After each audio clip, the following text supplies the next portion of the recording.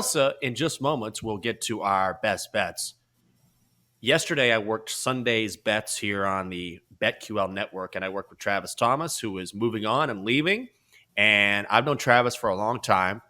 And so I got a little emotional yesterday because Travis has never left DC. He's kind of a DC guy. So he's moving to Boston, taking another job. And I know you've done a lot of local TV. You've done a lot of media. So my question to you is, have you ever done a story or you've been on set, done something live on TV where something made you get a little emotional or you broke a little bit?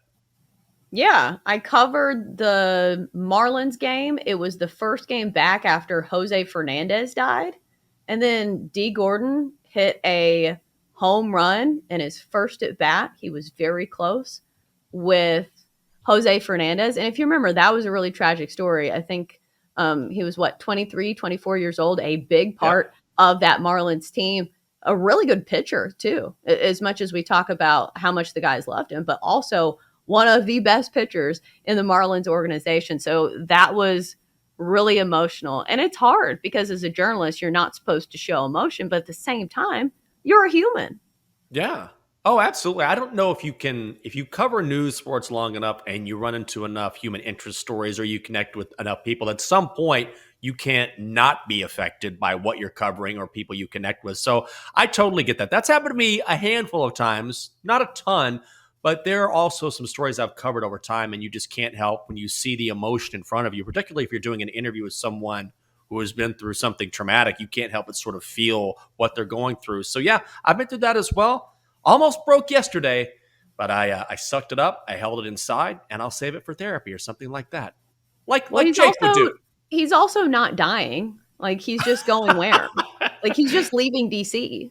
Yes, that's correct. It's true. But also, when you work with someone for years and they're right there if you want to hang out, because we've hung out plenty of times, and he's leaving for Boston. So it's not close. So I'm happy for him. He certainly deserves it, but it'll be fine. But it always hurts whenever you've known someone for a long time that you're close to and they move on. But that's just part of getting older, Chelsea. That's why I wake up every morning, bones a creaking, just trying to win some money to make myself feel better. Coming up next on BetQL Daily, the Joes and Aaron continue to dive deep on North Carolina and Kansas. And if you missed our preview of the player props for tonight's national championship game, download and subscribe to the Daily Tip wherever you get your podcasts. Give us the old 5-star. Pretend we're an Uber that gave you the best ride ever and hook us up. Okay, Chelsea, here we go. It's a Monday. We're trying to start the people off with some money in their pockets. Let's find out who we have the most faith in today. Today's best bets. Chelsea, I'm going to start with you. Now, you didn't win your best bet on Friday. However, you came through in a big way with a couple leans. So overall, you had a successful weekend. You've been great at college basketball this year. And tonight, you have the guts to bet on North Carolina and Kansas. Where are you going? I'm going to lean towards North Carolina here. It is not, I know it's my best bet, but I don't feel particularly confident in it. However, I think this is a Carolina team that continues to be undervalued in this tournament. They have been underdogs 3 times, and guess what? They've won. That's why they're in the national championship. So the fact that this UNC team is still getting 4.5 points, yeah, I'm going to take the Tar Heels here. Love the confidence that they're playing with. And plus, they have shown that they can score with the best teams in the nation. Because on paper, if you look at that last game against Duke, they were the better team on paper. Duke was the better team on paper, but it was Carolina sending Coach K to retirement one game before he probably would have liked. So maybe they left some of their emotion on the floor after that really emotional win, but it's the national championship. I think they will be able to get up for this one, and hopefully some of their shots are falling, because that's another thing. The way they're hitting some of these threes down the stretch is incredible. So maybe they go cold at some point, but I'm not banking on it being tonight. I love the confidence that North Carolina is playing with, and we've seen how undervalued they've been. So for me, I got to take the points. Well, that is my lean, so I'm going to go into that because you were just talking about that. But I like North Carolina as well, plus the points. I would be tempted to take North Carolina on the money line based on the trends we've talked about. I think Armando Bacot is going to be fine. To me, he is the absolute key in this game, because if Bacot plays, he's the emotional leader of that club. He is the guy that does the dirty work. He also is a double-double machine, and he's the one guy who can keep David McCormick in check. But I just love the way R.J. Davis and Caleb Love are playing right now. And I loved at the end of that Duke game when Love came off that screen and took one of the most confident three-point shots I've seen in a long time. And Hubert Davis said, "Go get your shot, kid." It reminds me of that old story, and this is going to take you back a little bit. But when Jerry Stackhouse was at North Carolina, and he was unbelievable for the Heels, and that's when Dean Smith was head coach. And Stackhouse was playing at Cameron Indoor against Duke, and Dean called Stack over to the sidelines and said, "Take over, kid." It wasn't a game plan. He just said, "You're the best player on the court. Take over." Hubert Davis does the same with his players. Now, Caleb Love is not a Jerry Stackhouse, but he is a guy averaging 16 points a game. He had 28 against Duke. He stared down the Blue Devils. I don't see a letdown for Carolina here. They're going to take care of business against Kansas tonight because I think they slayed the biggest team in the tournament. Kansas is not as talented as Duke. Give me North Carolina plus 4.5 and tempted to take them on the money line. As far as my best bet, Chelsea, let's do some hockey. I'm going the over tonight between the Blues and the Coyotes. Got the Blues minus 400 on the money line. Coyotes plus 310. Total is already up to 6.5. It opened at 6. Arizona is not a high-scoring team, but recently they've been very good, scoring 3.5 goals per game in their last 14. They also allow 3.57 goals per game. I think this is a high-scoring contest.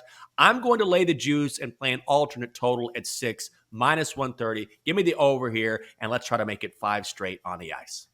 Yeah, and it's really a heater. We need to set terms for what is called a heater. You know, it's a limit. It's got to be at least 4 games. It's got to be at least 5 bets in a row. I'm not sure what it is, but let's ask our trusty friend, the 8 Ball, if he likes our bets today, because we do that every show. All right, 8 Ball. So do we like UNC getting 4.5? It's a big game tonight. Who do we like? Answer is outlook good.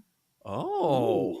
Will everyone be on the same page? Well, if you want to watch Chelsea showcase the 8 Ball, just go to twitch.tv/BetQL. Okay, Chelsea, we're all in agreement across the board. That's what I want to hear here. All right, 8 Ball, do we like the over 6 goals? Is that it? In the Coyotes Blues? I guess that's it. Over 6 goals in Coyotes Blues. Answer is, it is certain. Oh my God. Everyone's on the same page, Chelsea?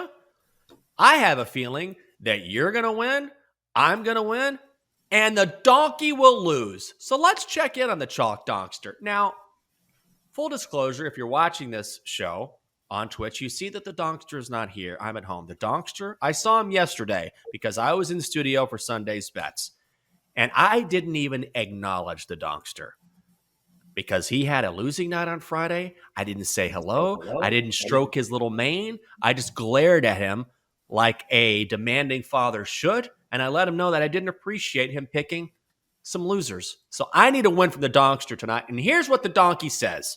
Your BetQL 5-star best bet for insight, analysis, historical trends, and more 5-star best bets. You can download the BetQL app. The donkey says, wait, do I hear my donkey son? Is he trying to talk to me? Has he put in the work here? No, he hasn't. No, he hasn't. He's not put in the work. Talking to me. Here we go. You dumb donkster.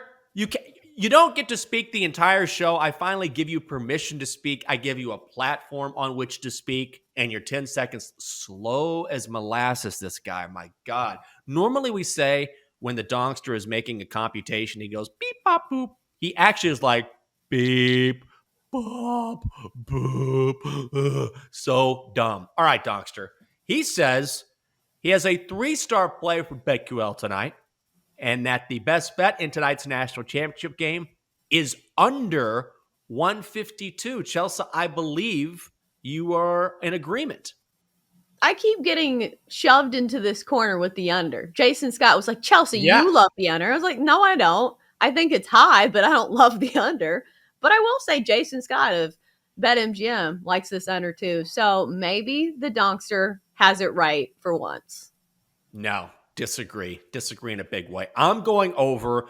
I'll repeat this trend again. Since 1999 in the Final Four, if the total is 131 and above, The over hits 60% of the time. I like that trend. We've got more than 20 years worth of a sample size there. And I just love the pace at which these two teams play. It's going to be a high tempo game. It's going to be a high scoring game. Certainly, that's why I like scoring props from Caleb Love or maybe Armando Bacot, because we're going to get a lot of points in this game. And I think we're going to see high level basketball. Kansas is playing great. Carolina is shooting the ball lights out from outside. And also, one thing that I'm focused on is the perimeter defense for Kansas, which is not great. And if Carolina can stay hot from downtown, which they were in the second half against Duke, then they can have success against that Kansas defense. I'm going against my son out of principle, Chelsea. I'm going to go over. I think I would lean towards the over, but I'm not going to play it because, listen, this was the same total that it was for UNC Duke, and it was a sweat at the end. I needed a few timely threes at the end for this over to hit. So it wasn't necessarily an easy play. So when you have a total this high, you need everything to go right. You can't have any scoring droughts. And I will say Kansas can play out of the half court. So if they're controlling the tempo, I think they'll play a bit slower. And if any of those shots don't fall, like this is such a high total that you need all of them to fall. You're right. I think we're in for a fantastic game. One thing we do know is that there's so much athletic talent on the court. I think we're in for, I don't know if it's going to match up to Duke, North Carolina, but I still think it's going to be a great matchup, and I'm going to stick with the over and then shame my donkey son and his computations tomorrow.